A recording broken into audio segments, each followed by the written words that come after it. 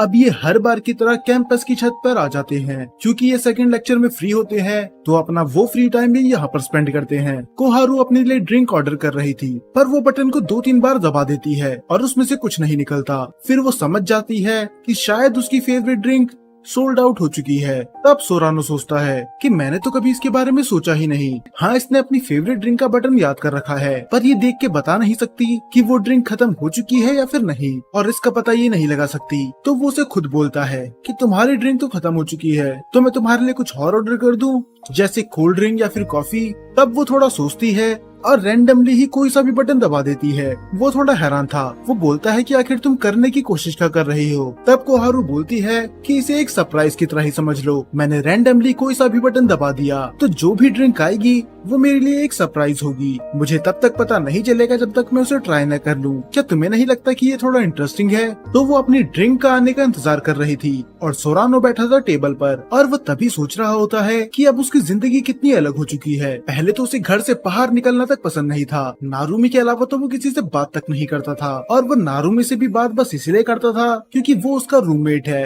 पर अब ये हर दिन मिलते हैं। जब इनका लेक्चर फ्री होता है तब, और जब इसे वैसे भी मिलना होता है ये मुझे मैसेज कर देती है। अब इन्हें साथ में रही हुए कई महीने हो चुके थे और तब से लेकर आज तक ये डेली मिल रहे हैं। और एक और चीज, क्या आपको कोहारू, हिनाता, कुरोनी, वागुरी और कोलम्बिना का फ्यूजन नहीं लगता? क्योंकि मुझे तो लगता है। अब वो ड्रिंक लेके बैठ जाती है पर ड्रिंक बस उसके आगे पड़ी हुई थी और वो अजीब सा मुंह बना के वहाँ पर बस बैठी हुई थी। तब सोरानो बोलता है क्या हो गया, क्या तुम वे पीने नहीं वाली? पर वो बोलती है कि मैं पीने तो वाली हूँ पर मुझे कुछ अच्छी फीलिंग्स नहीं आ रही। मुझे ऐसा लग रहा है कि इस ड्रिंक में कुछ गड़बड़ है। क्या हुआ अगर इसका टेस्ट अच्छा ना हो? पर तब भी वो हिम्मत करके ट्राई करती है और बस एक सिप लेते ही उसका पूरा का पूरा मूड खराब हो जाता है। वो बोलती है कि ये तो कार्बोनेटेड ड्रिंक है, ये पी के तो मेरा गला जलता है, खामखा मेरे पैसे बर्बाद हो गए, तो मैं ऐसे फेंक तो नहीं सकती। तब वो सोरानो से बोलती है अगर तुम बुरा न मानो तो तुम ये ड्रिंक पी सकते हो क्योंकि मुझे चीजें फेंकना अच्छा नहीं लगता। वो मान तो जाता है पर जैसे ही वो ड्रिंक पीने वाला था वो नोटिस करता है उसके लिपस्टिक के निशान को जो उस ग्लास में अभी भी था। वो बोलता है कि शायद इसने अभी तक नोटिस नहीं करा, पर खैर मैं भी सोच लेता हूँ कि मैंने कुछ नहीं देखा, और वो भी पूरी ड्रिंक एक घुट में पी जाता है। तभी वहाँ पर यूको और नारुमी भी आ जाते हैं। नारुमी बताता है कि मेरी क्लास तो अभी भी खत्म हुई थी तो मैं यूको के साथ इधर आ गया, तो आज के दिन मैं फ्री हूँ। क्या तुम लोगों को कुछ करना है? अगर हम सभी फ्री हैं तो हम सभी साथ में चलते हैं। और यूको को भी ये आइडिया पसंद आता है। तब कोहारू बोलती है कि हाँ बहुत मजा आएगा, हम सब साथ में एंजॉय करेंगे, और कैसा रहेगा कि हम सब कैरियोके जाएं। तब यूको भी बोलती है अरे हाँ मैं तो भूल ही गई थी, तुम मुझसे कई टाइम से बोल रही थी कैरियोके जाने के लिए, और आज अगर सब फ्री हैं तो चलो वहीं पर चलते हैं। तब नारुमी भी बोलता है तो इसी बहाने में वहाँ पर गाना भी गा लूंगा। पर बेचारे सोरानो को जाने का मन बिल्कुल नहीं था क्योंकि जैसे मैं पहले भी बता चुका हूँ कोहारू से मिलने से पहले ये घर से बाहर तक नहीं निकलता था और ये लोग इसे कैरियोके लेके जा रहे हैं। अब कैरियोके में सब आ चुके थे। सबसे पहले गाना गाती है यूको जिसकी आवाज सच में बहुत ज्यादा अच्छी थी। कोहारू और नारुमी तो दोनों उसकी तारीफ भी करते हैं। और इसी बीच सोरानो और कोहारू कुछ ज्यादा ही क्लोज आ जाते हैं। कोहारू तो ये नोटिस नहीं करती पर सोरानो ब्लश करने लग जाता है। वो बोलता है कि अब मैं इसे कैसे बताऊं कि ये कुछ ज्यादा ही क्लोज बैठी है। और इसके बाद गाना गाना चालू करता है नारुमी जिसकी भी आवाज सच में बहुत ज्यादा अच्छी थी। और ये सुन के तो सोरानो थोड़ा पैनिक हो जाता है। वो बोलता है कि मुझे तो लगा ये बेकार गाता होगा, क्या इस पूरे रूम में बस मैं ही हूँ जो बेकार गाना गाता है। तब कोहारू उसे बोलती है गाना गाने के लिए पर वो मना कर देता है कि पहले तुम गाओ, मैं सबसे आखिरी में गाऊंगा।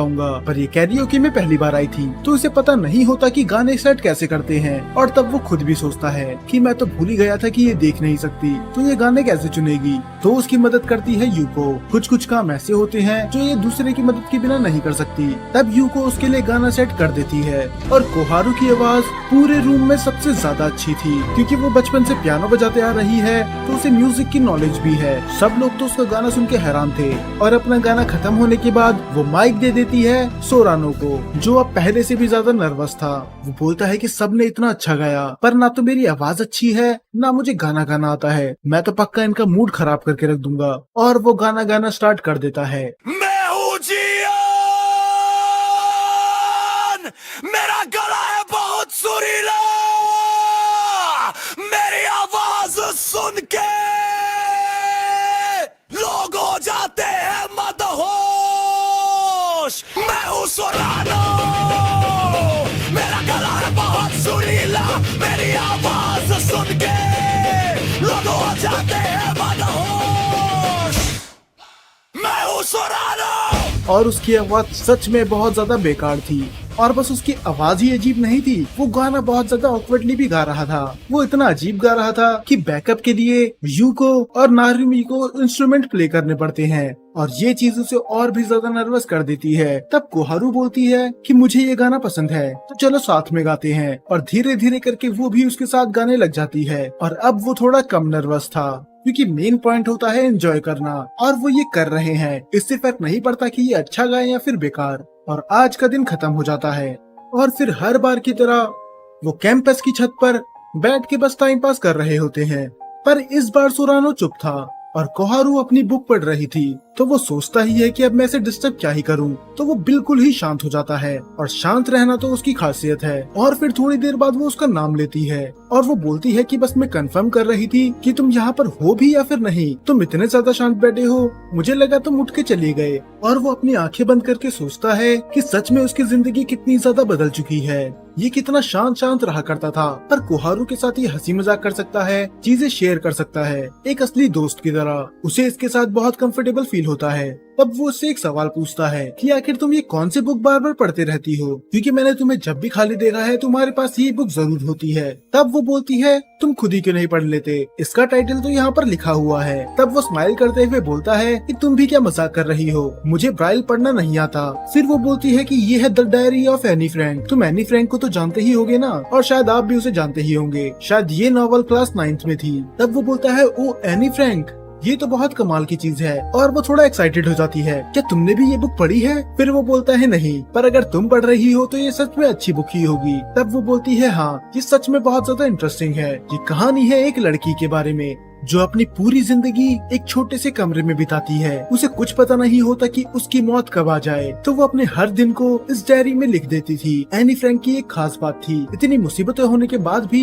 वो कभी हंसना नहीं छोड़ती थी, और ये चीज मुझे बहुत ज्यादा इंस्पायर करती है। तब वो उससे पूछता है क्या ब्राइल पढ़ना सच में इतना ज्यादा मुश्किल होता है? फिर कोहारू से बोलती है हाँ, ये मुश्किल तो होता है, पर उतना भी नहीं जितना लगता है। शुरू में जब मैंने ये लैंग्वेज सीखी थी मुझे बहुत दिक्कत हुई थी, पर टाइम के साथ साथ मुझे आदत हो गई। और वैसे भी अब तो कई टाइप की ऑडियो बुक्स भी आती हैं, तो जब मेरा पढ़ने का मन नहीं होता तो मैं वो सुन लेती हूँ। पर ज्यादातर मुझे पढ़ना ही अच्छा लगता है। जब तक मैं वो छोटे डॉट्स के टेक्सचर को अपने हाथों पे फील नहीं कर लेती तब तक पढ़ने में मजा ही नहीं आता। तब वो उससे बोलती है क्या तुम ट्राई करना चाहते हो? अगर तुम चाहो तो मैं तुम्हें ये पढ़ना सिखा सकती हूँ। और वो बुक ले लेता है। वो पढ़ने की कोशिश तो करता है पर उसे कुछ समझ में नहीं आता। तभी उसकी नजर पड़ती है उस बुक मार्क पे। वो पूछता है ये क्या है, क्योंकि इस पे भी कुछ लिखा हुआ है। तब वो बताती है कि ये है मेरा बुक मार्क, इसे मैंने खुद बनाया है और इसमें मैंने कुछ चीज लिखी है। तब वो थोड़ा सोचता है कि आखिर इसने बुक मार्क पे कुछ क्यों लिखा है। तब वो पूछ ही लेता है कि आखिर इसमें लिखा क्या है। तब कोहारू बोलती है कि मुझे अच्छा लगेगा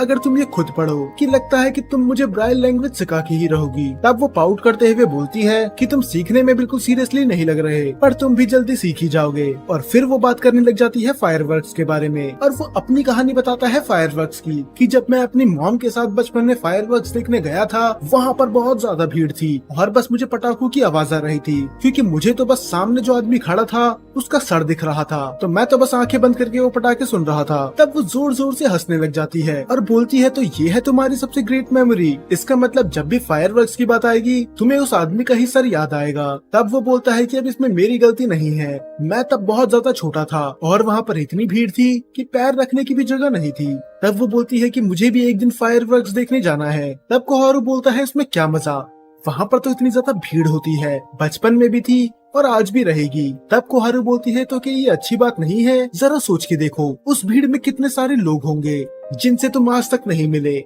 और शायद बाद में तुम कभी मिलोगे भी नहीं, पर फिर भी वो सब लोग ही एक ही चीज के लिए वहाँ पर आए हैं, वो फायरवर्क्स देखने के लिए। तुम भी वही स्काई देख रहे हो जो कि वो रैंडम लोग देख रहे हैं। इसका मतलब स्ट्रेंजर होने के बाद भी हम सबका मोटिव एक ही है। क्या तुम्हें नहीं लगता कि ये बहुत अच्छी बात है? और तब वो अपने मन में सोचता है कि आंखें ना होने के बावजूद भी ये दुनिया को मुझसे अच्छा जानती है। ये उन हर चीजों में अच्छाई ढूंढ लेती है जो ये कभी अपनी दोनों आंखों से भी नहीं ढूंढ पाएगा। ये सच में कमाल की है। तब वो फिर से बाद उस ब्रेल बुकमार्क पे लेके आ जाता है कि ये तुमने खुद बनाया है, ये तो सच में बहुत ज्यादा कमाल का है। और वो बताती है कि ये मैंने तब बनाया था जब मैं इस कॉलेज पे आई थी। फिर वो उससे एक सवाल पूछती है और पता नहीं क्यों ये सवाल मुझे थोड़ा डरा रहा है। वो उससे बोलती है कि तुमने कभी कोई लिस्ट बनाई है, वो बकेट लिस्ट जो तुम करना चाहते हो अपनी मौत से पहले। और वो सोचने लग जाता है कि ऐसी क्या चीज है जो उसे अपनी मौत से पहले करनी है। उसने कभी इतना आगे तो सोचा नहीं। तब वो सोचता है शायद मैं लॉटरी जीतना चाहता हूँ, बहुत ज्यादा बुक्स पढ़ना चाहता हूँ, और इससे आगे तो वो सोच ही नहीं पा रहा होता कि ये सब तो बहुत छोटी चीजें हैं। आखिर उसे सच में लाइफ में करना क्या है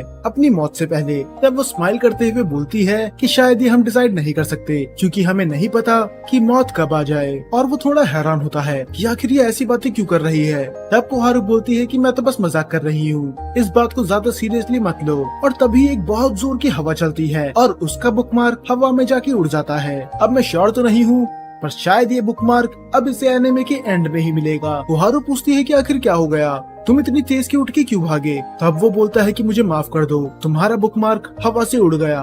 अब शायद थोड़ा वो उदास थी पर वो बोलती है कोई बात नहीं, वो एक बुकमार्क ही तो था।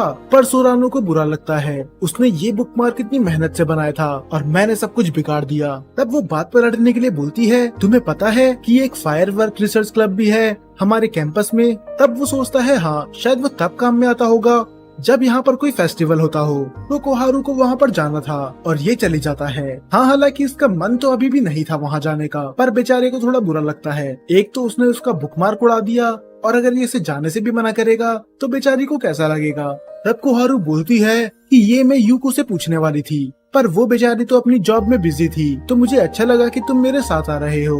मैं बार बार उसे परेशान करना नहीं चाहती क्योंकि वो जॉब, स्टडी और मेरा ख्याल तीनों एक साथ करती है। काश मैं भी जॉब कर सकती। और ये तो आपको पता ही होगा कि ब्लाइंड लोगों को जॉब मिलना कितना मुश्किल होता है। अब फाइनली ये उस क्लब में पहुंच जाते हैं और उसकी हालत तो इतनी खराब थी मानो 100 साल से वहाँ पर कोई आया ना हो। तब वो गेट नॉक करता है और जब कोई नहीं आता तो वो दोनों डिसाइड कर लेते हैं कि वो घर चले जाएंगे। पर तभी वहाँ पर आता है एक आदमी, उसका नाम होता है यूइची। वो पूछता है कि तुम यहाँ पर क्यों आए हो, यहाँ पर तो कोई भूल के भी नहीं आता। तब वो बताते हैं कि हम यहाँ पर फायरवर्क्स देखने आए हैं। हमने सुना था कि यहाँ पर फायरवर्क रिसर्च क्लब है, कि इस क्लब में कोई भी मेंबर नहीं है सिवाय मेरे, यहाँ का काम बस मैं ही संभालता हूँ। तब यूइची नोटिस करता है कि कोहारू तो अंधी है। फिर वो स्माइल करते हुए बोलता है कि मुझे देख के अच्छा लगा कि तुम फायरवर्क देख नहीं सकती पर फिर भी तुम इसके लिए एक्साइटेड हो, तुम बस उनकी आवाजें सुनने में ही खुश हो। तब वो बोलती है क्या हम इधर फायरवर्क यूज कर सकते हैं, क्योंकि कुछ महीने पहले मुझे यहाँ से पटाखे फूटने की आवाज आई थी।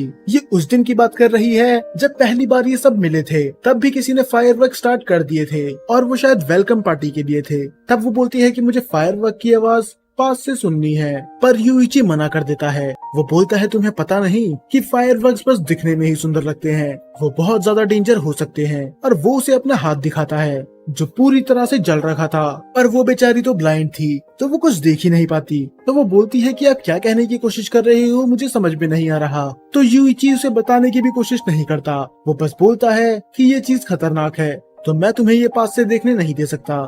और उसको थोड़ा बुरा लगता है, उसे पता भी नहीं चल पाया कि वो क्या कहने की कोशिश कर रहा था। तो घर जाते समय वो उससे पूछती है। तब सोरानो उसे बता देता है कि उस आदमी का हाथ जला हुआ था। तब वो बोलती है कि मैं फायरवर्क्स जला के रहूंगी और वो उसकी तरफ मुड़ते हुए बोलती है कि चलो साथ में फायरवर्क्स एंजॉय करें। तब वो बोलता है एंजॉय करने से तुम्हारा मतलब क्या है, तुम चाहती हो कि हम पटाखे खुद फोड़े? माफ करना पर मैं ऐसा करने नहीं दूंगा। तुम्हें पता है ना कि उस आदमी का हाथ कैसे जल चुका था, ये बहुत ज्यादा खतरनाक हो सकता है। तब वो बोलती है कि अब इतना भी मत सोचो, जरा सोच ही देखो कितना मजा आएगा।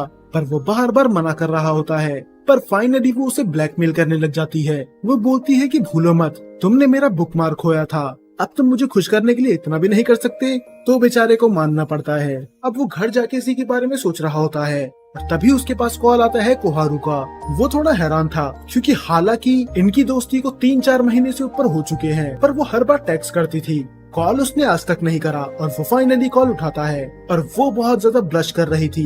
वो बोलती है कि आमने सामने बात करना थोड़ा अलग होता है, पर पता नहीं क्यों तुमसे फोन में बात करते समय मुझे थोड़ी शर्म आ रही है। और इतना बोलने के बाद अब उसे भी थोड़ी शर्म आने लग जाती है, मानो ये दोनों कपल्स हो।